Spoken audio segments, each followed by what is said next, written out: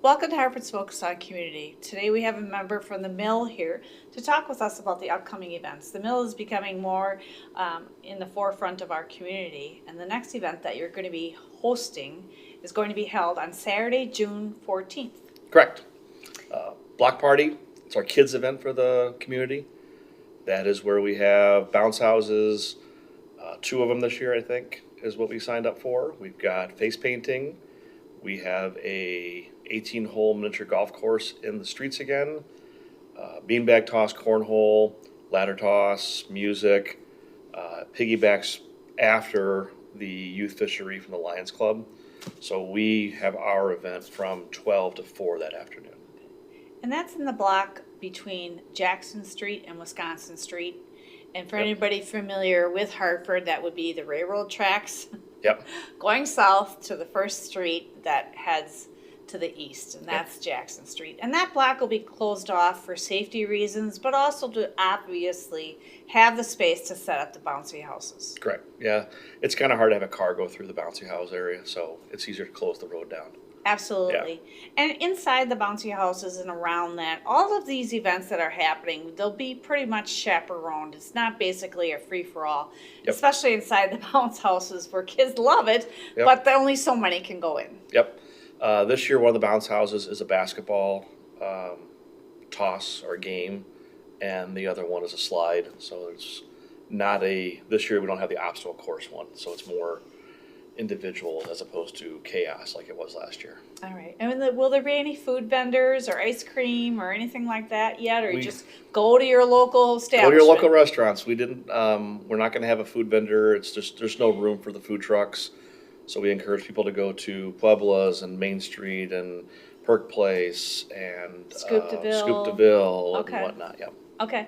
And then again, is there a certain age group for this? I know it's a family-friendly event. No, kids. So Okay. we had. I've seen kids in the bounce houses as little as I wouldn't put my child in there, and I've seen high schoolers in there. We try and have somebody supervising so there's no chaos. Right. But Right. it's sort of self-monitored at some capacity. It's a great way to kick off the weekend. It's Yep. Flag Day on June 14th. You have the fishery, and then you're having this block party. And that will lead us to Father's Day, and hopefully people that are downtown can get that Father's Day shopping done. Correct.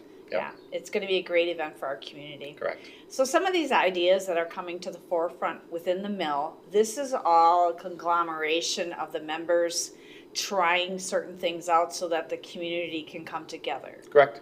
Yep. We sort of meet, talk about what ideas we've had. We've kind of hit on the kids one. Has been a real popular one because there's not many kids events in town. It works out nice. We get ideas from our Facebook page. People suggest things. Okay, It's always manpower. I mean, manpower is a hard problem to have. right. So I heard you say the suggestions are happening on Facebook. Is that where people should go, to your mill Facebook page? It's the easiest, I think. It's more active. It's more easy to follow. We do have an email address that we monitor, Facebook Messenger. If you see John or I, or Ed, or Kyle, or anyone else out and about, you can talk to us and suggest ideas. But the Facebook one's the one we all can see. All right. A few years ago, the mill took over the 4th of July parade. That was quite the undertaking. There was the worry that the 4th of July parade was not going to be happening in Hartford. And how has that grown and evolved? The team, Stephanie and Justin and Matt and myself and John, we were pretty committed that we weren't going to have it stop. There's no way. We now have a little bit more of a understanding of how it works and what has to go in behind the scenes. We've got, I think we're going to try and cap it this year to 175 float entries. Sometimes a float too many entries becomes too long, and we've got too much other stuff going on that day with a concert in the park and then fireworks afterwards. So it's, 3-hour parades are not really that much fun. Well, it's great that Festival of Foods has stepped up to sponsor the fireworks. Yep. That's always been something for our community that actually we raised funds for throughout the years until Festival stepped in and said, let us help Yeah. our community out. They're shopping here, so let us give back for that. I don't think festival gets enough credit for what they've done, and I sure hope they continue doing it. Yeah, and so with the 4th of July parade, we always like to stress that safety. And will the parade route be monitored as far as crowd control?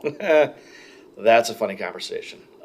So we all saw what happened at prior parades. There's not much we can do short of putting police tape up and keeping a restricted area. It's gonna be too hard to do.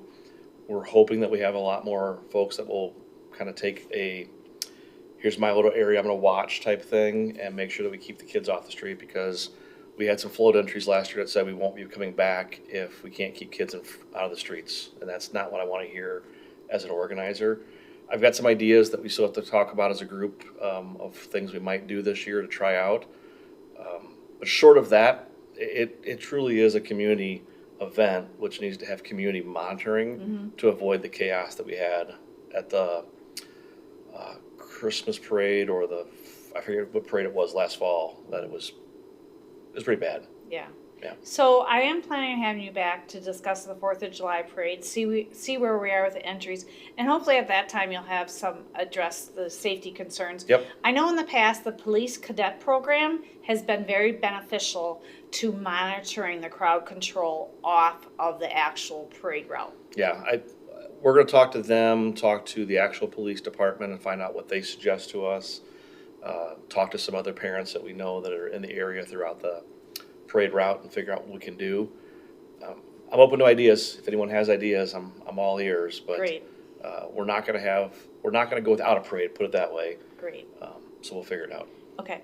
And again, that'll be held on the actual July 4th Yep, date. we do a July 4th, 2:00 step off. That is not changing no matter what anybody says. Okay. It is what it is. And to wrap up, just to remind everybody about this great block party event. It's free. And it's Yep. held on June 14th. Correct. Come on over right after the fishery. Yep, the fishery does have hot dogs, so that is a food item. They give out hot dogs to kids. But in terms of what we provide for food, we're not gonna have food vendors at ours. Okay. And again, the times for that block party. Noon to 4. Okay. And at 4 o'clock, things are going to get deflated. So Yep. I hope and we are- everybody can join. We all have families too, so we're gonna be going home right away. So Okay. 4:00, the parade, the bounce Block houses party. will come down. Okay. Well, thank you for coming in, Rourke. Thank you. You're welcome. And to our viewers, as always, thank you for watching.